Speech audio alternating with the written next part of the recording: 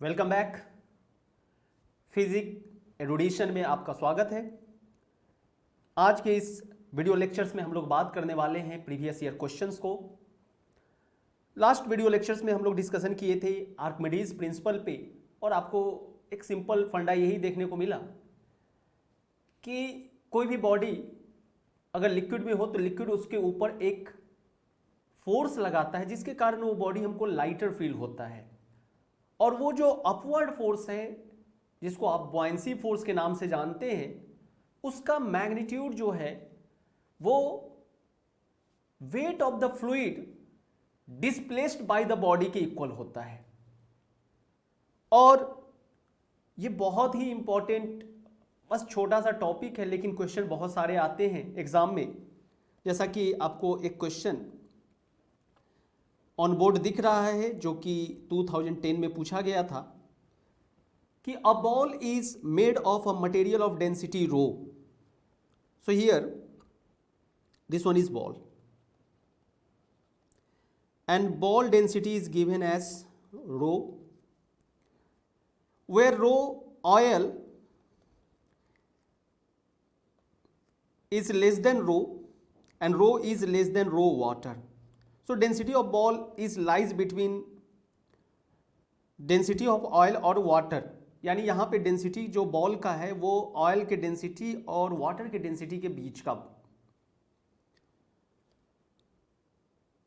यहाँ पे लिखा भी है कि with R oil and R water representing the densities of oil and water respectively, यानी ये हमारा डेंसिटी ऑफ ऑयल को डिनोट कर रहा है। As per question density of ball is rho, density of oil is rho oil and density of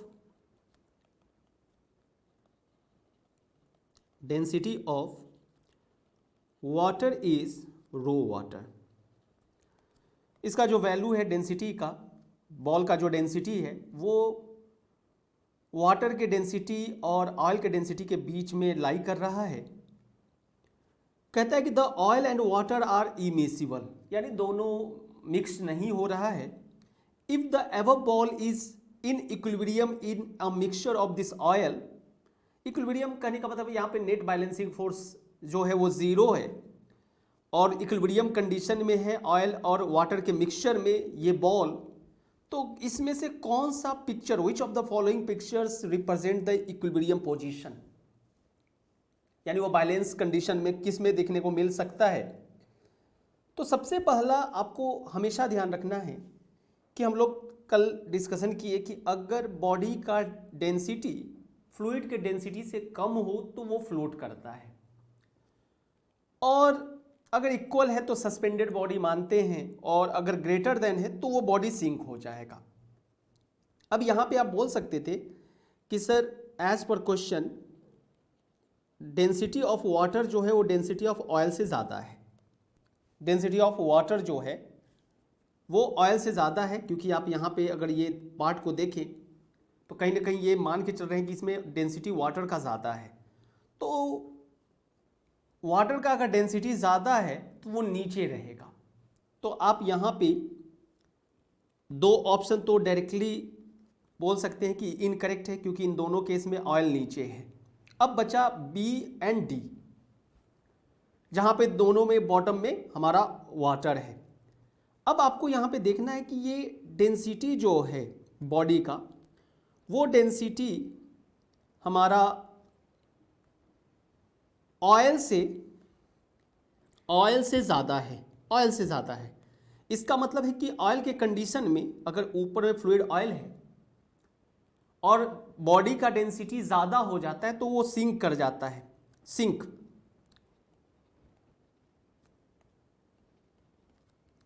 तो यहाँ पे क्योंकि आप यहाँ देख रहे हैं कि डेंसिटी बॉडी का अगर ज़्यादा हो फ्लूइड के, जिस फ्लूइड में वो है, तो वहाँ सिंक कर जाता है।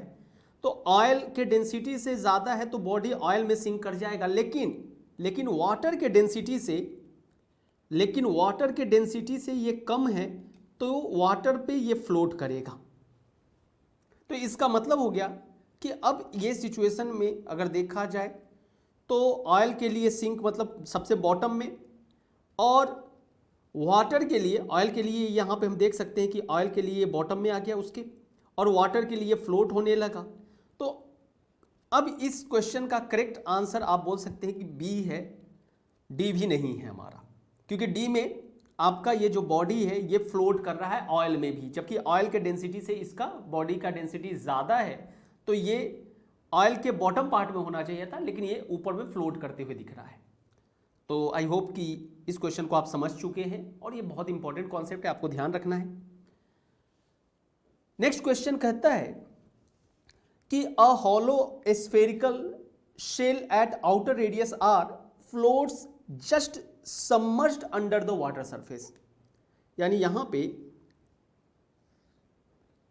मान लीजिए ये हमारा कोई स्फेरिकल शेल है जिसका आउटर रेडियस कैपिटल आर है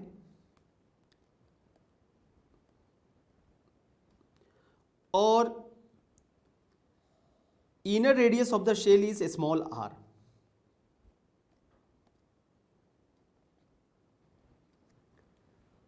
अब ये कहता है कि हॉलो, हॉलो कहने का मतलब अंदर से खोखला, just submerged under water surface. Just submerged यानी जस्ट सबमर्ज्ड का मतलब है कि ये पूरा का पूरा जस्ट इस वाटर सरफेस के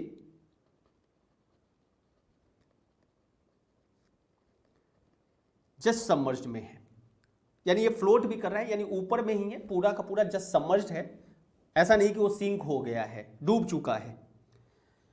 if the specific gravity of the shell material is 27/8 with respect to water. So specific gravity का मतलब होता है कि आप डेंसिटी किसी के कॉरस्पॉन्डिंग में बात कर रहे हैं। ऐसे फ्लूइड में तो आप वाटर लेके चलते हैं, स्टैंडर्ड फ्लूइड वाटर, तो यहाँ पे अगर देखा जाए तो ये स्फेरिकल सेल का डेंसिटी मान लीजिए कि रो है, rho is density of spherical shell, and water का डेंसिटी मान लेते हैं कि डेंसिटी RW जो है वो डेंसिटी ऑफ वाटर है।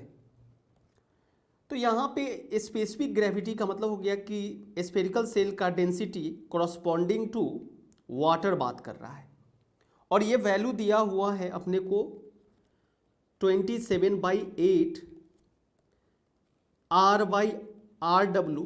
सो आप बोल सकते हैं कि डेंसिटी जो है स्फेरिकल सेल का वो 27/8 RW है, ये दिया हुआ है। अब यहां पे कहता है कि the value of R is, अब R का वैल्यू क्या होना चाहिए। Simply my dear students, already आपको पता है कि एक ही कॉन्सेप्ट है यहां कि इस स्फेरिकल सेल पे बॉयंसी फोर्स लगेगा और वो बॉयंसी फोर्स इक्वल हो जाएगा उस स्फेरिकल सेल के वेट के। तो यहां पे आप लिख सकते हैं कि sir buoyancy force is equal to W। ये W जो है ये है weight of the object, weight of the body, यहां पे हमारा weight of the spherical shell. और बॉयंसी फोर्स का रिलेशन आपको पता है कि बॉयंसी फोर्स जो होता है वो इक्वल होता है weight of the liquid displaced by the body. तो यहां पे वेट अगर देखा जाए, लिक्विड वर्ड यूज कर रहे हैं, तो लिक्विड वर्ड जब भी वर्ड यूज करें तो डेंसिटी यहां आपको लिक्विड का लिखना है यानी वाटर, और वेट हमेशा जो भी यहां पे सॉलिड सबमर्ज्ड है उसी के वॉल्यूम के बराबर यहां पे जो है लिक्विड डिस्प्लेस्ड होता है। तो आप अगर यहां पे लिखे कि सर हियर, मान लीजिए कि हम इसको डिनोट कर रहे हैं VL से, और ये डिनोट कर रहा है volume of displaced liquid. So buoyancy force आप लिखेंगे कि W रो W G और वॉल्यूम ऑफ डिस्प्लेस्ड लिक्विड, और ये वेट जो है स्फेरिकल सेल का है और वेट का फॉर्मूला हमेशा आपको mg लिखा जाता है। और यहाँ पे आप लिख सकते हैं कि रो W, अब ये वॉल्यूम डिस्प्लेस जो होगा वो डेफिनेटली आप बोल सकते हैं कि ये वॉल्यूम ऑफ सॉलिड के यहाँ पे इक्वल है। जितना बाहर का वॉल्यूम कवर कर रहा है उतना ही वॉल्यूम तो बाहर वाटर का जो है यहाँ पे बोल सकते हैं डिस्प्लेस हुआ होगा। तो आप यहाँ पे बोल सकते हैं कि सर ये वॉल्यूम 4/3 पाई आर क्यूब लिखा जा सकता था,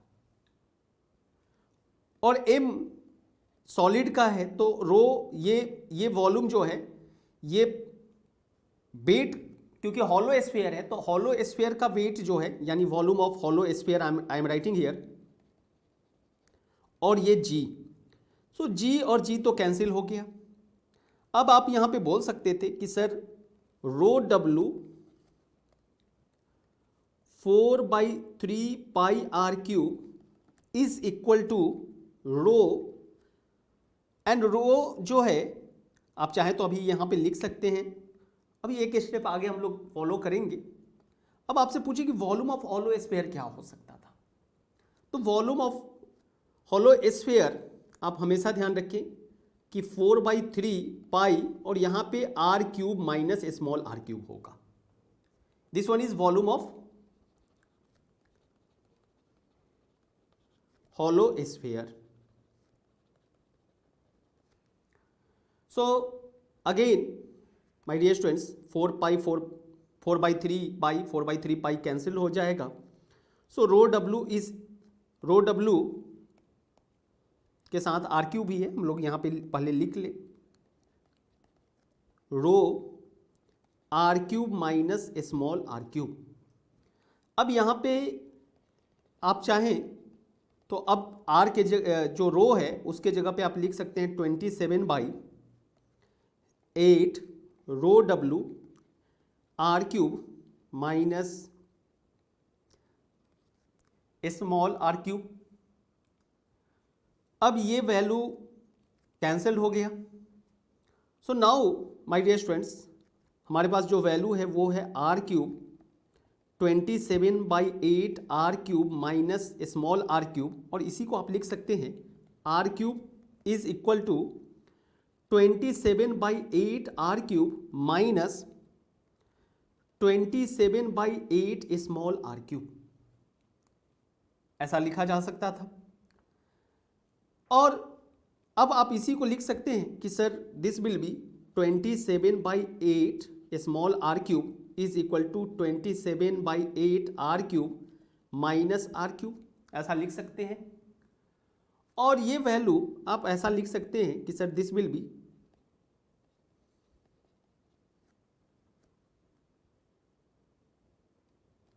27/8 R cube, capital R cube को आप कॉमन ले लीजिए 27/8 माइनस 1, और ये हो जाएगा आर क्यूब 27 माइनस 8/8, और ये हो जाएगा अपना R cube 19/8, so 8 cancel, so 27 R cube is equal to 19 R cube. So small are cube is 19/27 R cube बोल सकते थे। और आप इसी को लिख सकते हैं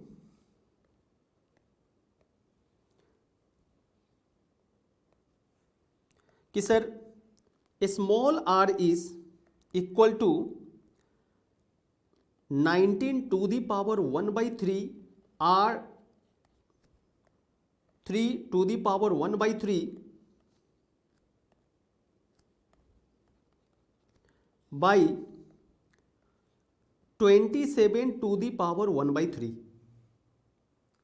अब यहाँ पे ऑलरेडी आपको पता है कि सर x⁻m ब्रैकेट में और बाहर में n है, तो आप इसी को x⁻m इंटू n लिखते हैं। तो ये 3 है और ये 1/3, ये दोनों आपस में मल्टीप्लीकेशन होगा, कैंसिल हो सकता था। 27 को आप 3 लिख सकते हैं, 3, सो 3 कैंसिल हो जाएगा, तो यू विल गेट 19⁻⁴ r/3। लेकिन अगर हम ऑप्शन को देखें तो इसमें से कोई ऑप्शन हमारा मैच नहीं कर रहा है, कोई ऑप्शन मैच नहीं कर रहा है, यानी हमारे पास ये वैल्यू है। अब 19 को सॉल्व करना है तो आप एक ट्रिक हमेशा ध्यान रखें कि कभी भी जैसे कोई भी 10 + y का टर्म हो और इसका क्यूब निकालना हो, जैसे 18 हो, 17 हो, तो सिंपल आप ध्यान रखें 2.2 + y/20 का रिलेशन। जैसे कि अब यहाँ पे 19 है तो 19 को आप लिख सकते थे 10 + 9 1/3 और ये बन जाता 2.22 + 9/20 और 9/20 आप इसको लिख सकते थे कि सर 9 का हाफ होता है 4.5 और नीचे 10 है, तो ये बन जाएगा अपना 2.22 + 0.45 और ये हो जाएगा 2.67, यानी इसका वैल्यू 2.67। सो यहाँ पे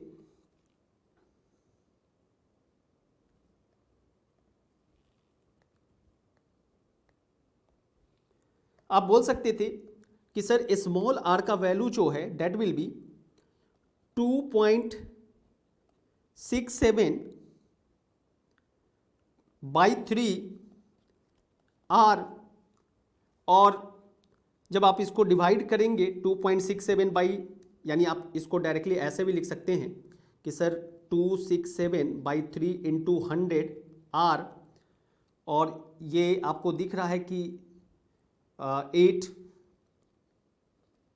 और 9 89/100r आएगा, और जिसको आप लिख सकते हैं 0.89r, यानी ये हमारा वैल्यू आ गया।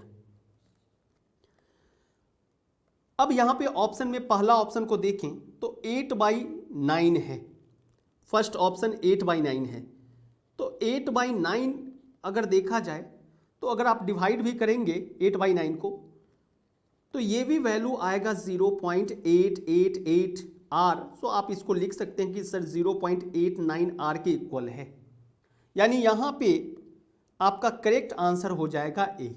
आप चेक कर सकते हैं 8/9 का भी वैल्यू जो आएगा वो 0.888 आएगा, जिसको आप लिख सकते हैं 0.89। So correct answer will be A, क्योंकि हमारा रिजल्ट जो आया दैट इज 0.89r। तो आई होप इस क्वेश्चन को भी आप समझ चुके हैं। नेक्स्ट क्वेश्चन है कि consider a solid sphere of radius R and mass density. यहां पे डेंसिटी, मास डेंसिटी जो है सॉलिड स्फीयर का वो वेरिएबल है। वेरिएबल कैसे है? क्योंकि यहां पे रो और ब्रैकेट में r लिख दिया, मतलब ये रेडियस के आप फंक्शन पढ़ते हैं, फंक्शन बहुत लोग को कंफ्यूजन क्रिएट करता है। यहां पे सिंपल मतलब है कि ये किस पे डिपेंड कर रहा है, तो यहां पे सीधा मतलब है कि डेंसिटी अगर ब्रैकेट में स्मॉल r है मतलब ये रेडियस के अलॉन्ग चेंज हो रहा है। जैसे जैसे आप रेडियस बदलते जाएंगे, रेडियस आपका स्फीयर में रेडियस होगा, वो आपका डेंसिटी चेंज होते चला जाएगा। और ये वैल्यू जो है वो लाई कर रहा है 0 से लेके कैपिटल R मतलब इसका मतलब हो गया कि जो आउटर रेडियस है सेंटर से शुरू होगा 0 और ज्यादा से ज्यादा कैपिटल R तक। The maximum density of liquid in which it will float is, यानी कितना डेंसिटी हो लिक्विड का कि ये फ्लोट कर सके। तो मतलब मान लीजिए कि अब यहां पे कि ये हमारा लिक्विड है,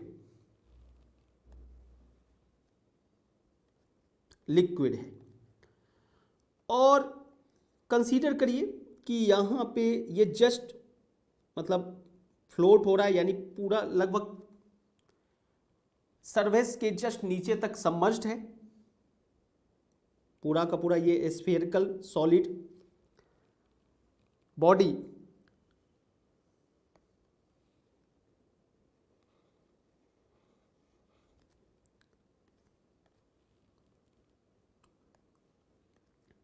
ये हमारा सॉलिड बॉडी है।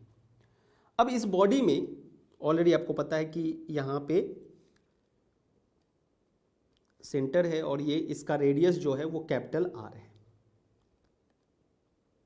कैपिटल आर है, और इसका डेंसिटी रो है जो कि वेरिएबल है।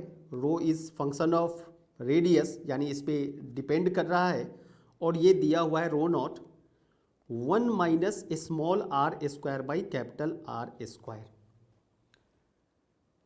कंसीडर कर लीजिए कि डेंसिटी जो है ये लिक्विड है और ये हमारा सॉलिड स्फीयर था, this one is solid sphere,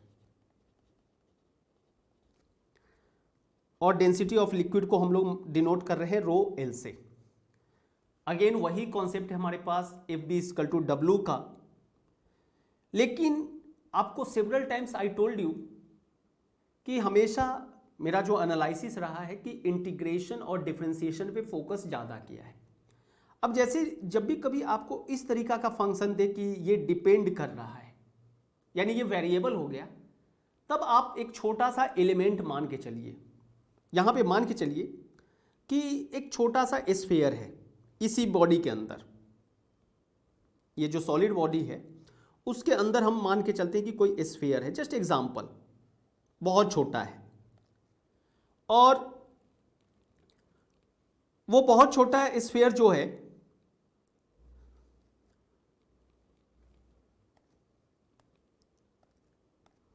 उसका रेडियस, मान लीजिए कि रेडियस स्मॉल आर है, स्मॉल आर है,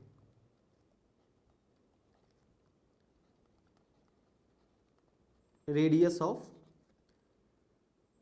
एलिमेंटल स्फीयर। जब भी आप बोलते हैं ये हमारा एलिमेंटल स्फीयर है, एलिमेंटल कहने का मतलब बहुत छोटा हम लोग लेके चल रहे हैं, क्योंकि यहाँ पे डेंसिटी वैरी कर रहा है तो आप इंटीग्रेशन यूज करेंगे, तो इसलिए सबसे अच्छा तरीका होता है कि आप छोटा सा उसमें एक स्फीयर मान लीजिए। अब अगर हम पूछें कि उस एलिमेंट का वॉल्यूम क्या होगा, तो आप बोल सकते थे कि सर वॉल्यूम जो होगा वो हो जाएगा 4 पाई, यहाँ पे 4/3 pi are cube, volume of the elemental. और अब अगर हम इसी को डिफरेंशिएट कर दे with respect to r, radius के अलोंग, तो ये बन जाएगा अपना 4/3 पाई, और ये हो जाएगा dr³ dr। आप पढ़े हैं कि ये हो जाएगा 4/3 पाई इंटू 3 और r स्क्वायर, सो 3 कैंसल, सो आपका dv/dr, यानी वॉल्यूम जो है अगर हम डिफरेंशिएट करते हैं विथ रिस्पेक्ट टू कि कैसे रेडियस के अलोंग में वॉल्यूम चेंज हो रहा है, तो वो बन गया 4πr²। डिफरेंशिएशन का मतलब है कि कैसे चेंज हो रहा है, और इसलिए आप बोल सकते थे कि सर ये वॉल्यूम जो होगा एलिमेंट का वो लिखा जा सकता है 4πr² dr, यानी अब स्मॉल एलिमेंट का वॉल्यूम हमको पता चल गया कि 4πr² dr लिखा जा सकता है। ये चेंज करने का मेन मोटिव ये है क्योंकि हमारा डेंसिटी जो है वो चेंज हो रहा है रेडियस के अलावा, और डेंसिटी का फॉर्मूला होता है, अगर हम देखें तो डेंसिटी का रिलेशन होता है मास पर यूनिट वॉल्यूम। सो अगर मास देखा जाए तो रो इंटू वॉल्यूम, तो वॉल्यूम को भी हम लोग रेडियस के टर्म में बना लिए 4/4πr² dr, ताकि हम छोटा सा एलिमेंट को इंटीग्रेशन कर सके। जैसे कि अब यहाँ पे आप इस क्वेश्चन में बोल सकते थे कि सर बॉयंसी फोर्स जो होगा वो wait of the solid sphere के इक्वल होगा। ये W जो रहता है, ये W हमेशा wait of the solid sphere को रिप्रेजेंट करता है।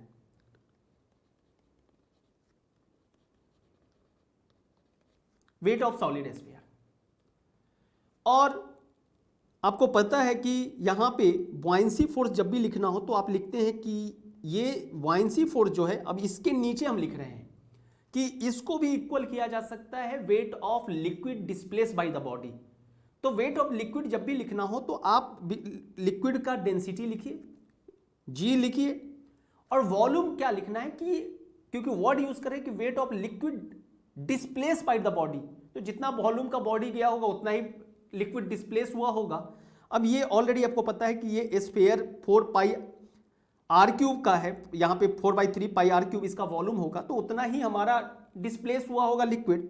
तो अब यहाँ वॉल्यूम में जो, अगर मान लीजिए यहाँ पे वॉल्यूम ऑफ डिस्प्लेस लिक्विड लिखना है,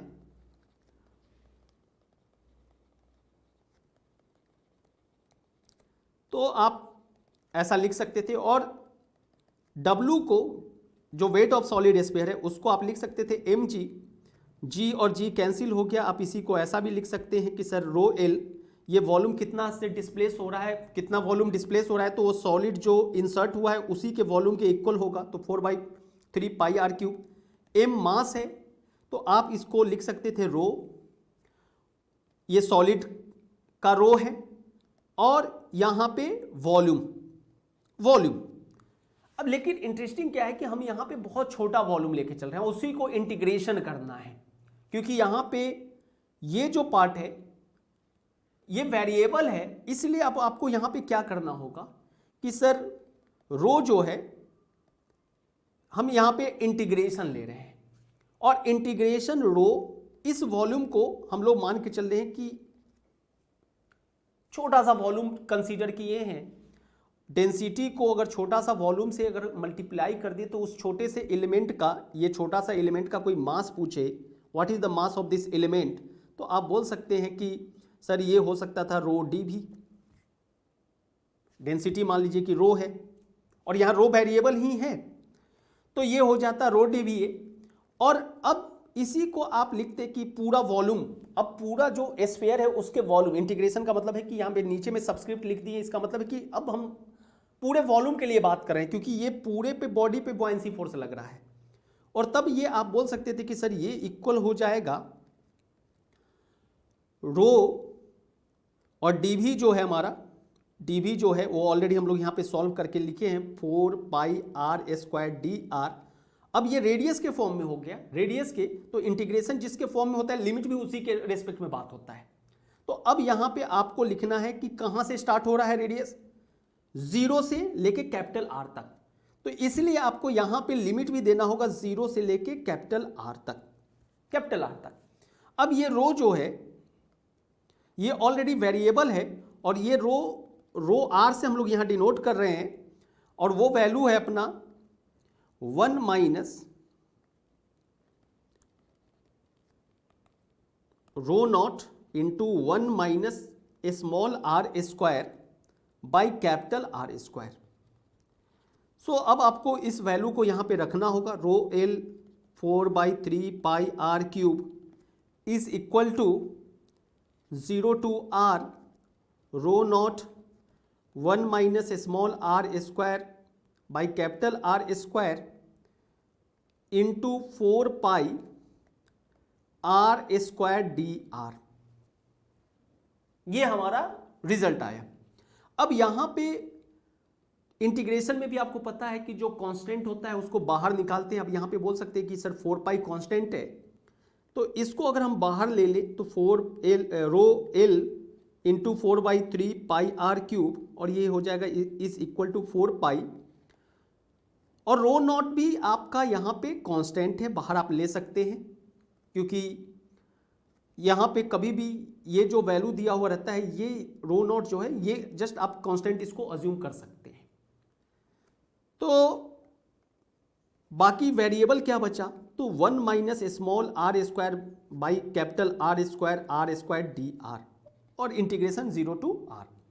तो सबसे पहले 4 पाई और 4 और पाई को कैंसिल कर देते हैं, तो ये बचा रो एल आर क्यूब बाई 3, और ये हमारे पास है रो नॉट। और यहाँ पे इंटीग्रेशन अगर आपको सॉल्व करना है तो सबसे पहले तो स्मॉल आर स्क्वायर को मल्टीप्लिकेशन कर दीजिए, पहले 1 से फिर आर स्क्वायर से, कुछ ऐसा हो गया।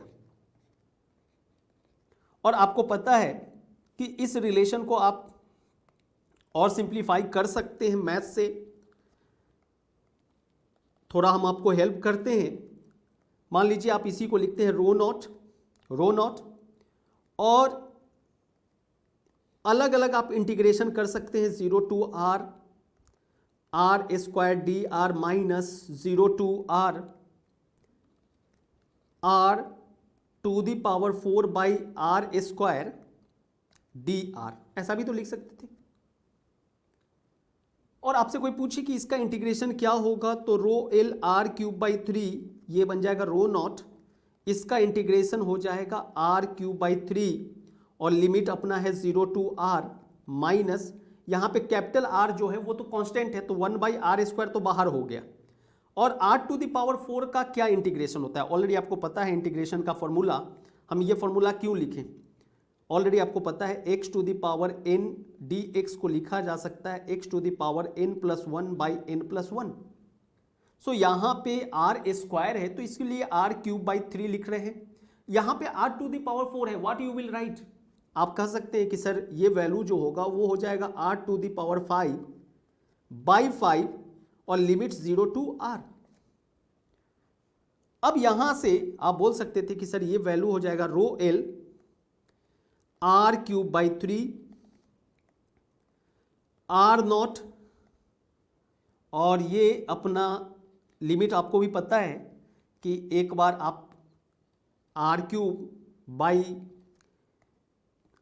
स्मॉल आर की जगह कैपिटल आर रखते हैं फिर माइनस 0 हो जाएगा, तो इसलिए हम डायरेक्टली केवल आर क्यूब बाई 3 लिख रहे हैं माइनस यहाँ पे R to the power capital R to the power 5 by 5 R square ये हमारा आएगा, और ये capital R cube by R square क्या हो जाएगा, कैंसिल हो जाएगा, तो केवल आर क्यूब बचेगा। तो rho L R cube by 3 rho naught ये वैल्यू बचेगा R cube minus R cube by 5।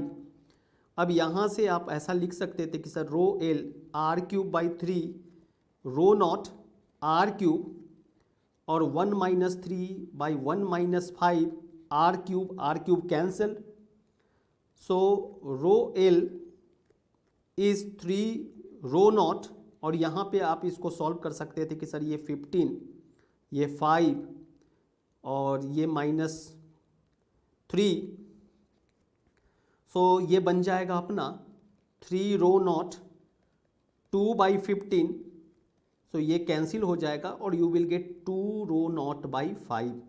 So correct answer 2 rho naught by 5 that is C. So I hope जो सॉल्यूशन हम एक्सप्लेन किए हों शायद आपको समझ में आया हो और डिटेल में हम लोग बात किए ताकि आपको इजीली समझ में आए।